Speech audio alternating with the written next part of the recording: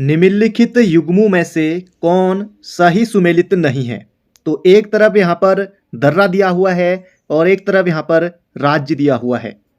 शिपकिला दर्रा हिमाचल प्रदेश में है, जो कि बिल्कुल सही है। बोमडिला दर्रा अरुणाचल में है, बिल्कुल सही है।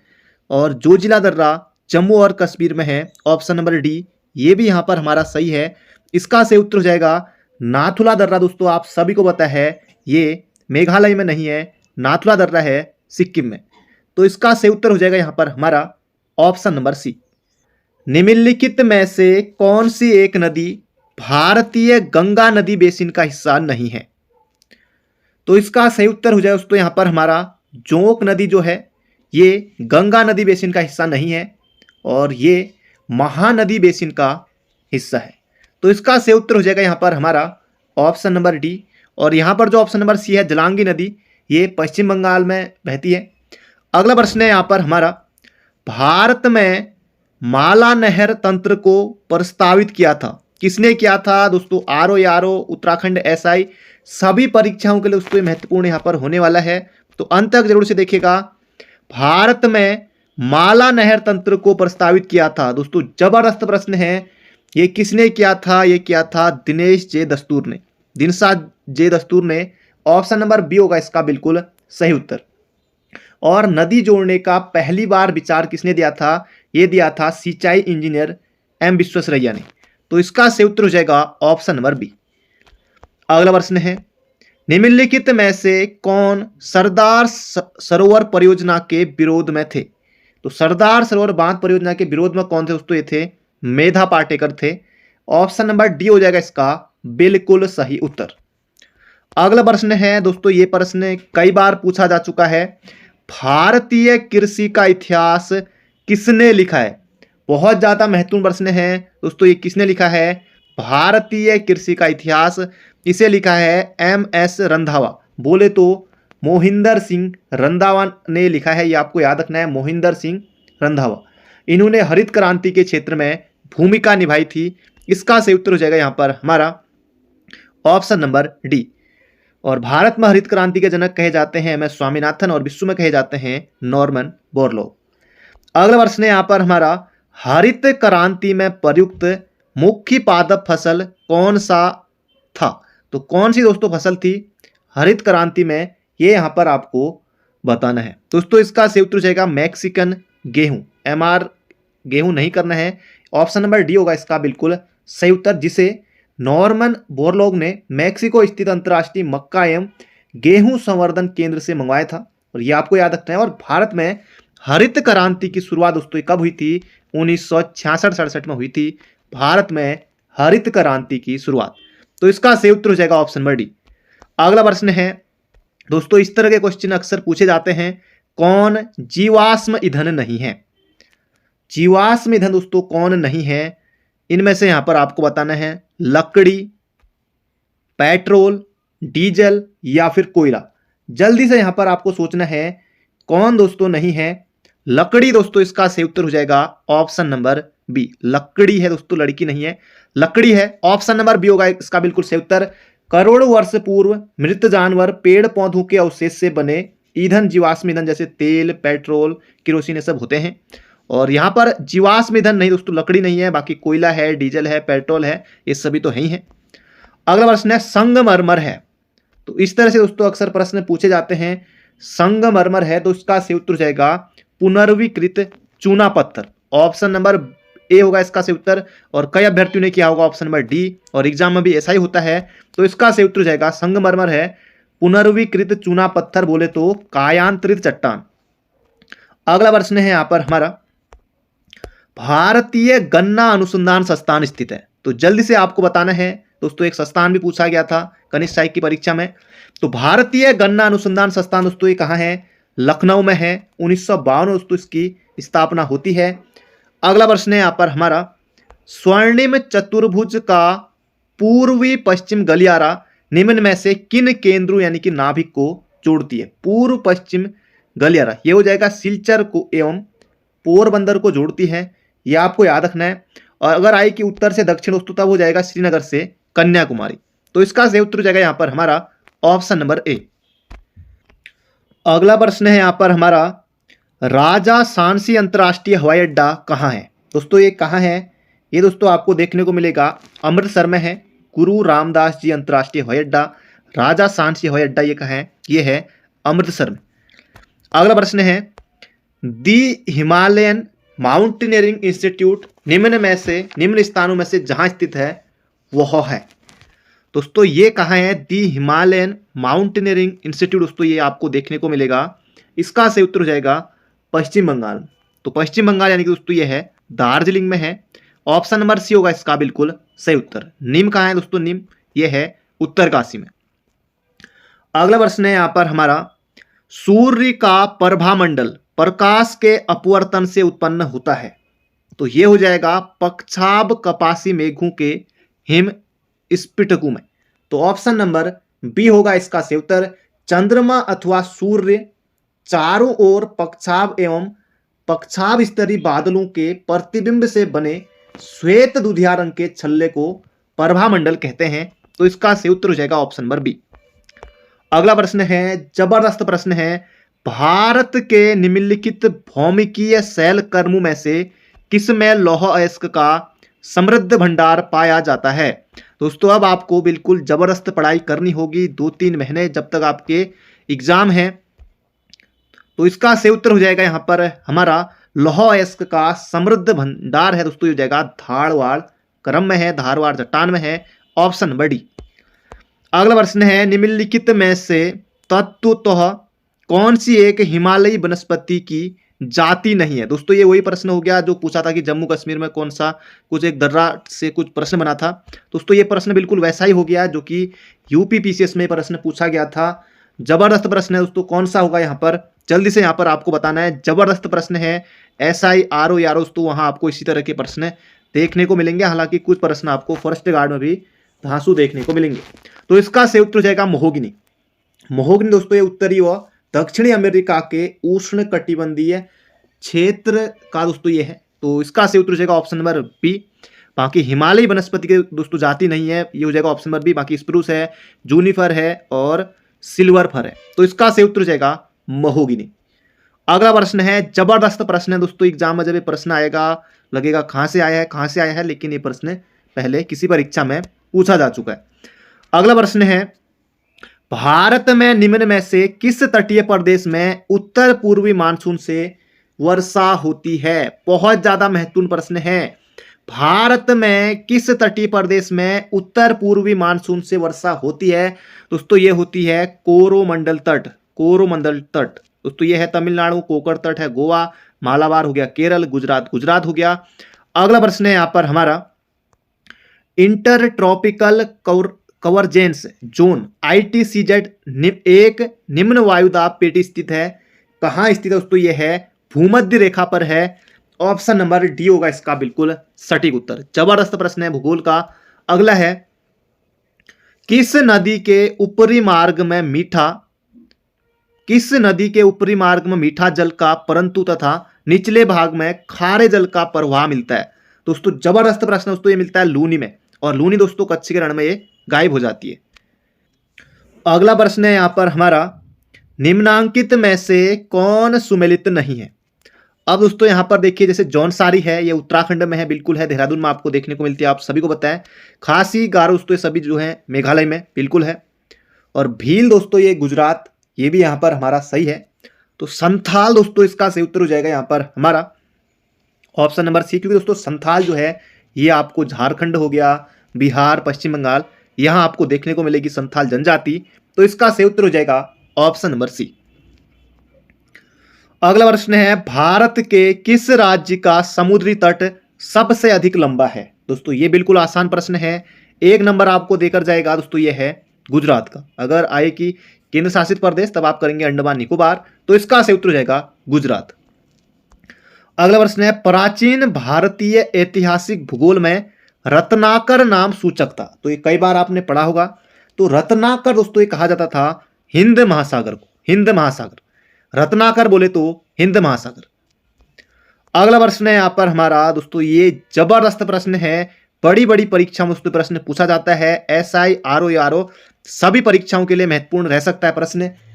पश्चिमी भाग में हिमालय की श्रेणियों का दक्षिण से उत्तर की ओर निम्नांकित में से कौन सा क्रम सही है? पश्चिमी भाग में दक्षिण से उत्तर की ओर, यानी कि दोस्तों नीचे से हमें ऊपर की ओर, दक्षिण से उत्तर की ओर, दोस्तों इसका सही उत्तर होगा यहाँ पर हमारा सबसे पहले आएगा शिवालिक हिमालय। शिवालिक इसमें भी है। शिवालिक के बाद दोस्तों महान नहीं आएगा। शिवालिक के बाद आएगा लघु हिमालय। लघु हिमालय के बाद महान हिमालय। तो इसका सही उत्तर हो जाएगा ऑप्शन नंबर बी। अगला प्रश्न है, निम्नलिखित में से किस भारतीय राज्य की सीमाएं भूटान राष्ट्र के साथ नहीं मिलती हैं? दोस्तों किसकी सीमा नहीं मिलती है, ये यहां पर पूछा गया। तो भूटान के साथ दोस्तों अरुणाचल प्रदेश मिलता है, बिल्कुल मिलता है। असम भी दोस्तों मिलता है। पश्चिम बंगाल भी दोस्तों मिलेगा, बिल्कुल मिलेगा। और इसके अलावा सिक्किम भी दोस्तों मिलता है। तो ये दोस्तों सभी जो है 5 मिलते हैं। सिक्किम हो गया, अरुणाचल हो गया, और यहाँ पर है हमारा पश्चिम बंगाल हो गया, असम हो गया दोस्तों, ये सभी मिलते हैं। तो इसका सही उत्तर हो जाएगा यहाँ पर हमारा मेघालय दोस्तों नहीं मिलता है। दोस्तों मेघालय जो है ये बांग्लादेश के साथ मिलता है। तो इसका सही उत्तर हो जाएगा ऑप्शन नंबर बी। अगला है, ग्रहों के बारे में निम्न में से क्या सत्य है? तो ग्रह दोस्तों अप्रकाशवान होते हुए भी चमकते हैं। तो ग्रह दोस्तों इसका सही उत्तर हो जाएगा यहाँ पर हमारा ग्रह अप्रकाशवान होते हैं किंतु सूर्य के प्रकाश से प्रकाशित होते हैं। तो इसका सही उत्तर हो जाएगा ऑप्शन नंबर बी। अगला प्रश्न है, प्रसिद्ध ज्वालामुखी पर्वत कराकाटोआ निम्नलिखित में से किस देश में स्थित है? दोस्तों यह है इंडोनेशिया। तो इंडोनेशिया से दोस्तों प्रश्न बन सकता है, तो यह आपको याद रखना है। और इंडोनेशिया की दोस्तों जो राजधानी जो जकार्ता है, अब दोस्तों वहां से होने वाली है बोर्नियो द्वीप पर नुसंतारा। तो ये प्रश्न भी बन सकता है किस द्वीप पर? तो बोर्नियो द्वीप पर। तो ये भी आपको याद रखना है। और माउंट मेरापी ज्वालामुखी में हाल ही में दोस्तों उद्गार हुआ है इंडोनेशिया में। तो ये भी आपको याद रखना है। इसका सही उत्तर हो जाएगा ज्वालामुखी पर्वत कराकाटोआ, ये है इंडोनेशिया में। अगला प्रश्न है, निम्नलिखित में से किसे पर्वतों का सागर कहा जाता है? दोस्तों जबरदस्त प्रश्न है। 1 नंबर आपको देकर जाएगा, ब्रिटिश कोलंबिया हो जाएगा इसका सही उत्तर। पर्वतों का सागर कहा जाता है, ब्रिटिश कोलंबिया को कहा जाता है। ऑप्शन नंबर बी होगा इसका सही उत्तर। अगला प्रश्न है दोस्तों, यहां पर आपको जो है 3-4 क्वेश्चन यहां पर पक्के होने वाले हैं और आप सभी को बता, जैसे पहला ऑप्शन रेड क्लिफ रेखा भारत और पाकिस्तान के बीच है। दोस्तों जो सर्क्रिक वाला कोई एक प्रश्न आया था कनिष्ठ साइक में, उसमें सिर्फ एक सर्क्रिक का ही नाम था, बाकी सब में क्रिक क्रिक पीछे से जोड़ रखा था। वो भी जबरदस्त प्रश्न था। हालांकि अगर जिन्होंने थोड़ा भी, अगर कईयों का लग गया होगा तो लग गया होगा, बाकी बहुत से अभ्यर्थियों का गलत भी हुआ है, बहुत से अभ्यर्थियों का प्रश्न सही भी हुआ है। सर्क्रिक वाला जो एक प्रश्न पूछा गया था कनिष्ठ साइक में। तो रेड क्लिफ रेखा दोस्तों ये हो जाएगा भारत और पाकिस्तान के बीच है, बिल्कुल सत्य है। मैगिनॉट रेखा फ्रांस और जर्मनी के बीच है, बिल्कुल सत्य कथन है।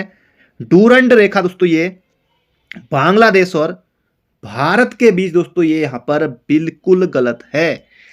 डूरंड रेखा दोस्तों ये अफगानिस्तान और पाकिस्तान के बीच है, नापाक पाक के बीच है। तो अफगानिस्तान और दोस्तों पाक के बीच है डूरंड रेखा। तो इसका सही उत्तर हो जाएगा ऑप्शन नंबर बी।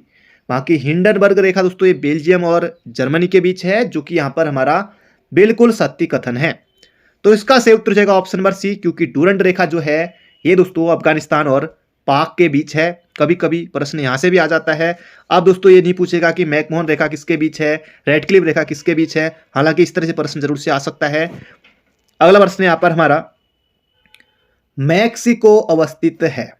दोस्तों मैक्सिको आपको देखने को मिलेगा उत्तरी अमेरिका महाद्वीप में। तो यह आपको याद रखना है, उत्तरी अमेरिका महाद्वीप में आपको देखने को मिलेगा मैक्सिको। अगला प्रश्न है, कांगो स्थित है। तो कांगो दोस्तों कहां स्थित है ये आपको बताना है। दोस्तों ये हो जाएगा अफ्रीका में है। तो ऑप्शन नंबर ए हो जाएगा इसका सही उत्तर। कांगो दोस्तों ये अफ्रीका में है। अगला प्रश्न है, किसे पर्ल ऑफ साइबेरिया कहा जाता है? दोस्तों बहुत ज्यादा महत्वपूर्ण प्रश्न है। पर्ल ऑफ साइबेरिया कहा जाता है दोस्तों, किसे कहा जाता है? जबरदस्त प्रश्न है, पर्ल ऑफ साइबेरिया। दोस्तों याद ही रखिएगा इस प्रश्न को। बैकाल झील को कहा जाता है पर्ल ऑफ साइबेरिया। सबसे गहरी झील दोस्तों ये है, रूस में है। तो ये हो जाएगा पर्ल ऑफ साइबेरिया। दोस्तों किसे कहा जाता है? बैकाल झील को कहा जाता है पर्ल ऑफ साइबेरिया। अगला प्रश्न है, निम्नलिखित में से कौन गर्म धारा है? दोस्तों इस तरह के क्वेश्चन अगर पेपर होता है दोस्तों, एक दो प्रश्न आपको इस तरह के जरूर से देखने को मिल ही रहे हैं जो कि जबरदस्त हो रहे हैं और धांसू हो रहे हैं। जलधारा से भी आपको प्रश्न देखने को मिल सकता है। कौन सी दोस्तों जलधारा गर्म जलधारा है, यहाँ पर आपको बताना है। तो इसका सही उत्तर हो जाएगा ब्राजील जलधारा दोस्तों, ये जो है गर्म जलधारा है और अटलांटिक महासागर में दोस्तों ये है। तो इसका सही उत्तर हो जाएगा ऑप्शन नंबर बी। बाकी फॉकलैंड धारा, लेब्राडोर की धारा, कनारी धारा, ये सभी ठंडी जलधाराएं हैं। अगला प्रश्न है, जापान का विशालतम द्वीप कौन सा है? तो जापान में दोस्तों चार हैं, एक तो होक्काइडो हो गया ये, और शिकोकू हो गया, क्यूशू हो गया और होन्शु। तो दोस्तों ये जो हैं चार हैं। और सब अगर एक एग्जाम में पूछा गया था कि जापान का जो है सबसे बड़ा दोस्तों जो द्वीप है वो कौन सा है दोस्तों, वो है होन्शु। तो इसका सही उत्तर हो जाएगा ऑप्शन नंबर डी, जो कि यहां पर भी पूछा गया है। जापान का विशालतम द्वीप कौन सा दोस्तों, होन्शु है। और जो जापान की राजधानी है टोक्यो, वो भी दोस्तों इसी होन्शु पर बसी हुई है। अगला प्रश्न यहां पर हमारा, हरमुज जल संधि पाई जाती है। दोस्तों आज जबरदस्त प्रश्न है घटना चक्र के। हरमुज जल संधि पाई जाती है दोस्तों फारस की खाड़ी तथा ओमान की खाड़ी के बीच में दोस्तों आपको देखने को मिलेगी हरमुज जल संधि। तो इसका सही उत्तर हो जाएगा ऑप्शन नंबर बी। अगला प्रश्न है, विश्व का बृहत्तम डेल्टा निर्मित होता है। अब दोस्तों ये तो सभी ने पढ़ा होगा, ये प्रश्न आ जाए दोस्तों 99.99% अभ्यर्थी से सही करेंगे, बाकी सभी सही करेंगे। हालांकि जैसे और प्रश्न आएंगे कि लवणता की सर्वाधिक मात्रा जिसमें पाई जाती है वह है, हालांकि इसे भी कर सकते हैं। तो ये दोस्तों थोड़ा आजकल इस तरह के प्रश्न अब नहीं आ रहे हैं जो पहले से लगातार पूछे जा रहे हैं। जैसे कि इसका उत्तर आप सभी को बताया, तो गंगा ब्रह्मपुत्र इसका सही उत्तर हो जाएगा। तो आजकल दोस्तों आयोग ने बिल्कुल यूपीएससी वाला पैटर्न पकड़ा है, जो कि सभी अभ्यर्थी यहाँ पर कह रहे हैं पेपर देने के बाद। तो इसका सही उत्तर हो जाएगा। और दूल्हा भी दोस्तों दुर्लभ हो गया है। खैर दोस्तों वो तो बिल्कुल सही है, अगर आपने किताब में दोस्तों दिया हुआ है दूल्हा का दुर्लभ। बाकी एक ही जगह से वो जो भी थे दो तत्सम तद्भव पूछे गए थे, वो सभी एक ही जगह से पूछे गए थे। अगला प्रश्न यहाँ पर हमारा एक ही पन्ने से, वो भी बिल्कुल जैसे यहाँ पर दिशा का दिया हुआ दिशांतर का, और यहीं पर दोस्तों दूल्हा का भी दिया हुआ उसके थोड़े नीचे में। तो जिन्होंने पढ़ा होगा उनके बिल्कुल ये प्रश्न सही हुए होंगे। अगला है, लवणता की सर्वाधिक मात्रा जिसमें पाई जाती है वो है दोस्तों मृत सागर है। ऑप्शन नंबर डी होगा इसका बिल्कुल सटीक उत्तर। अगला प्रश्न है, अटाकामा रेगिस्तान कहां पर है? जबरदस्त प्रश्न है दोस्तों, अटाकामा कहां है? अब देखिए अमेरिका भी दो हैं, उत्तरी भी है दक्षिणी भी है, तो कौन सा आप करेंगे?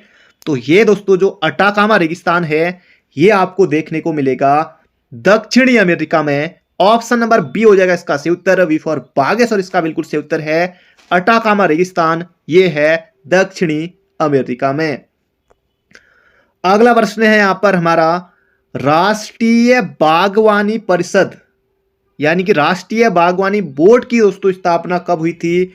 1984 में हुई थी। हेडक्वार्टर दोस्तों इसका कहां है, मुख्यालय कहां दोस्तों? ये है गुरुग्राम हरियाणा में है। तो ये आपको याद रखना है। जबरदस्त प्रश्न है, छपेगा एग्जाम में।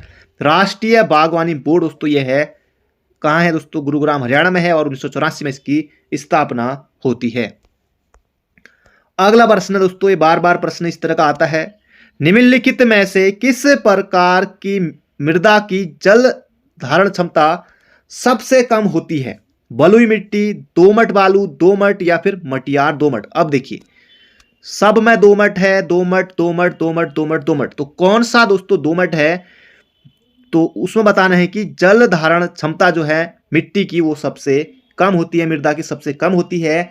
ये है बलुई मिट्टी, बालू वाली। तो ऑप्शन नंबर ए। अगला प्रश्न दोस्तों यहां पर आपको झील और राज्य दिए हुए हैं।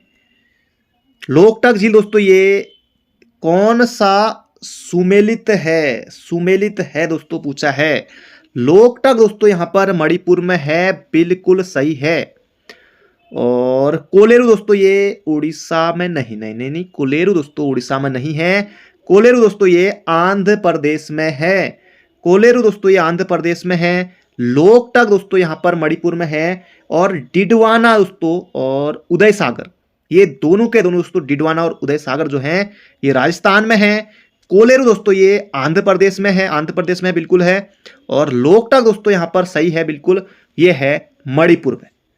अगला प्रश्न है, हिमालय के हिमनदों की पिघलने की गति, यानी कि जो ग्लेशियर हैं दोस्तों उनके पिघलने की गति सबसे कम है, सबसे अधिक है, विश्व के अन्य भागों के हिमनदों के समान है, या फिर हिमालय के हिमनदों के पिघलने के विषय में सूचना उपलब्ध नहीं है। तो कौन सा दोस्तों इसका सही उत्तर होगा? इसका सही उत्तर जाएगा हिमालय के हिमनदों की पिघलने की गति दोस्तों ये सबसे अधिक है, बोले तो ऑप्शन नंबर बी।